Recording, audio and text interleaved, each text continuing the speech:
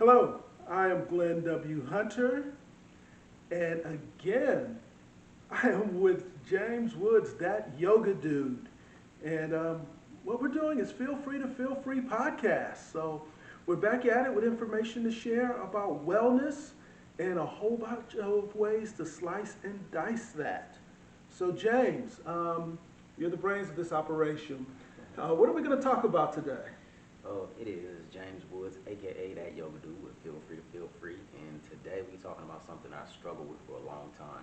This is the intimidation factor of wellness.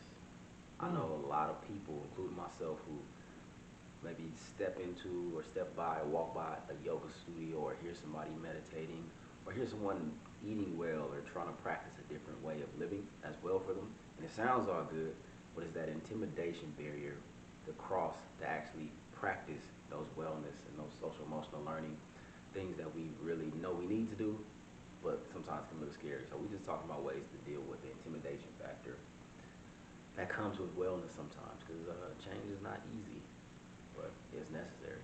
You know, and the thing about intimidation, I mean, we live in such a competitive community, a competitive environment these days. I mean, you know, I have to have this, and if you have it, I need to have more. If you have the new Jordans, I have to have the ones that are only in China.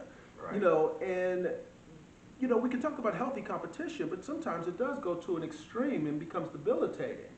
And when that happens, where do you kick in? When it becomes debilitating and it becomes an extreme competition, we bring it back to the self. What is it that you want to accomplish? What is it that you would like to see? So wellness is a broad term. Social emotional learning is a broad term, and the goals for it. But it's about, what do you want to see for yourself? What are the results that you need?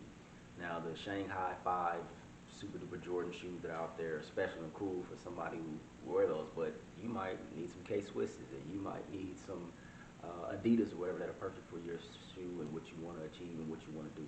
So the first thing that we look at is ourselves.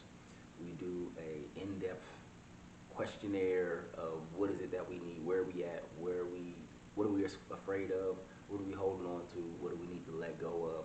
We do that assessment of self as we move through our process to making it towards a place of wellness. So making sure you have that self-assessment and not just assessing what every other person is doing as we stare at those little boxes in our phones and add likes to them. Starting to add likes to yourself, seeing what you like about what you have and then seeing what you don't like about what you have, but creating a foundation based into self-inquiry and being aware is a way for us to really deal with the competitive part and deal with those intimidation barriers to wellness. You know, I'm glad you mentioned the intimidation barriers because far too often, you know, we'll go up and we'll feel good and we can get our affirmations and we're ready to go. And then we open the door and we walk outside and we realize, oh my goodness, I'm 58 pounds too heavy. You know, you haven't gained a pound walking through the door, Right. but your whole mental shift has just taken you back a step. Right. What tools do you advocate to get you back to 58 pounds lighter and the reality of being who you really are, the incredible person that you really happen to be? It's about 58 pounds being enough. 58 pounds overweight, 58 pounds below weight, whatever it is that you are currently dealing with, whatever it is that you want to go, you have to start the point and make sure that starting point gets to be is understood as enough. Because sometimes we walk out the door and then we start forgetting that we came up with this idea at 58 pounds. We didn't come up with it down 58 pounds. We came up with this idea of where we are, so that means we are enough to be able to execute it and work on it. Every day is going to be something attacking your idea. Every day is going to be something attacking your goals for health, for wellness, for peace, for social emotional. It's going to be something attacking it. Also, every day you have the opportunity to check in with where you are, take a breath, relax, and once again acknowledge that, hey, that's enough. That's a perfect place to start, and that's a perfect place to stop whatever it is that you don't want to do. Make it happen for your wellness goals.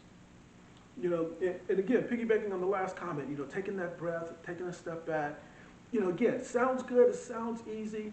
You deal with people who have heightened sense of anxiety, and they're coming to you to find that inner power. What do you tell them in detail about taking the breath and sort of, you know, again, finding your inner strength? Well, actually, let's do it right now. Let's take a breath right now. If Let's. that works for you. So I like to remind them to be in their body. And I know that sounds kind of weird and woo-woo, but it really is. Taking a second and not thinking about what it is I have to do, what it is I didn't do, and just being with who you are right now. Feeling the sensations of your breath, feeling sensations of moving your hands or keeping your hands still, just being aware of where you are right now in your physical body, in your presence. Now, of course, it sounds a little bit different with the youngsters, with the kids, but we'll just speak to wherever you are right now. Making sure you feel your feet flat on the ground, you feel your legs, you feel your back, you feel your belly. Just really feeling all 58 pounds or whatever it is that you are. Not judging it, not criticizing, not beating yourself up about it, not doubting your abilities, but just being with it. As you start to understand and start to acknowledge where you are, then we start to focus on the breath. Now the breath is the only breath that you can take in this moment right now. You can't take a breath in the future that's going to change things, and when I make it to that breath, everything's going to be all right. You can't take a breath in the past. Oh, if I would have just breathed this way instead of breathing that way and everything. No, only breath is the breath that you have right now. So let's focus on that for the next 3 deep breaths. All right? Let's all sit up, relax the shoulders, feel grounded down through your seat, through your legs, and into the belly we breathe. On the count of 3, let's take a deep inhale. In through the nose and then out to the mouth. 1, 2, 3. Inhale. And exhale. Inhale. Then exhale. Deep inhale. And long exhale.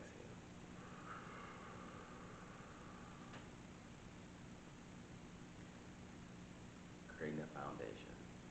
Creating that awareness. Checking in with where you are mentally and emotionally before you take that step out into the world of doubt, into the world of I'm not enough or whatever. Checking in and figuring out where you are and what's going on. Being able to do it with your body, being able to do it with your breath is one of the most powerful things that you can do.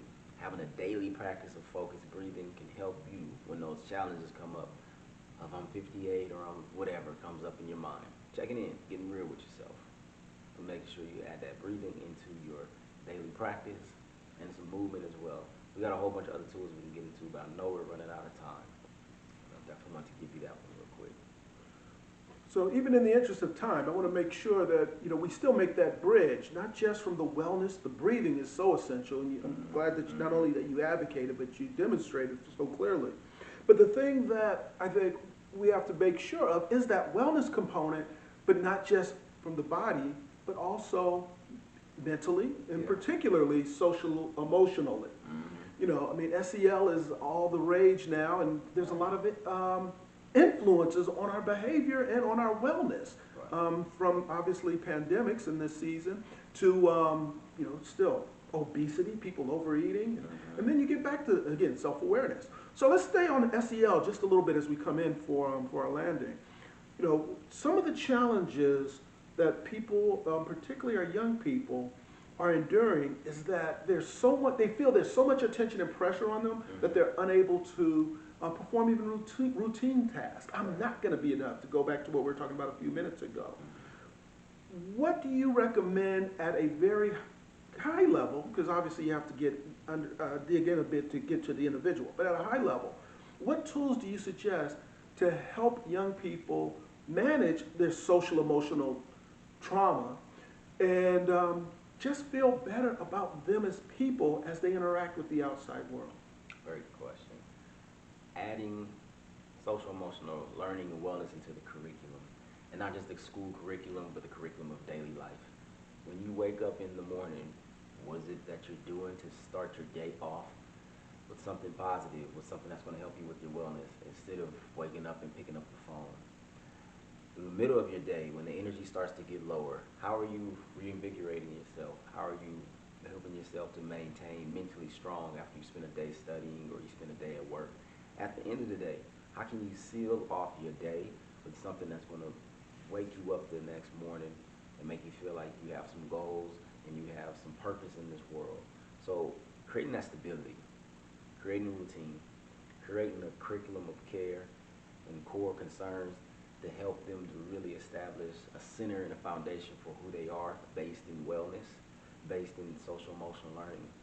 So if they know they have a place that they can come to within themselves that is even enough at 58, they can start to develop those experiences and those relationships with their friends or with the community of like, you know what, this is where I'm at today. I got some tools, I can breathe, I can relax, I can stretch, I can get some sun. And I know I'm going to get that in the morning. I know I'm going to get that in the middle of the day. I know I'm going to get that at night because this is my routine. So somebody might be making fun of me. I might be isolated because of whatever the situation is. I may have not been able to do X, Y, Z, but I know part of my routine is picking myself up after the day has knocked me down. So in that routine, you can add a whole bunch more, as you said, just looking at a 30,000 sky view. Make sure we get a routine. Make sure we get included in our curriculum of education, time and space for social emotional learning. And that's a whole other conversation of how we can include that into our routine, how we can make it more regular. But it is essential for the youth to be able to have a routine of wellness because they have things facing them that we can't even imagine.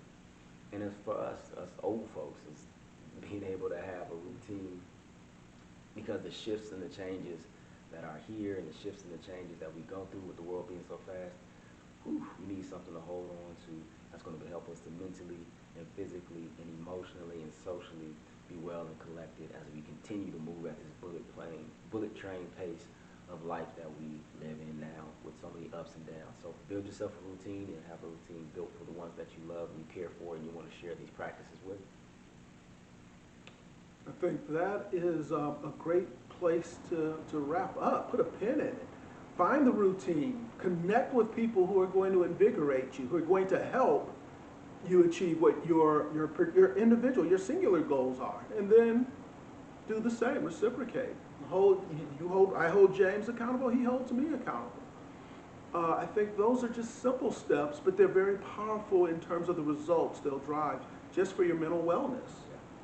And so many things fall into place after that. James, I know we had to get through a pretty broad topic and try and make sense of it all. Your knowledge has barely been tapped in this session. How do people get a hold of you to go even deeper into their own self-improvement? www, as my granddaddy would say, datyogadude.com. D as in dog, A as in apple, T as in Tom, YOGADUDE, datyogadude.com. Dat Yoga Dude, Twitter, Instagram, Facebook. We don't have a Snapchat or anything like that. We should for the youngsters. But just Dat Yoga Dude. It's on my shirt.